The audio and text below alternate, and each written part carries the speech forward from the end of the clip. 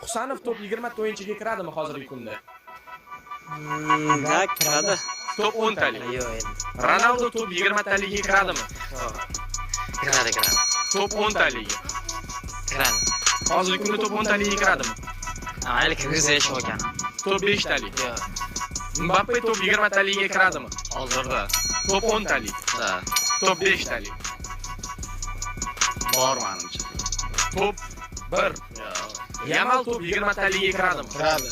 Top 10 talik. Kiradi. Top 5 talik. Kiradi. Top 1. Kiradi.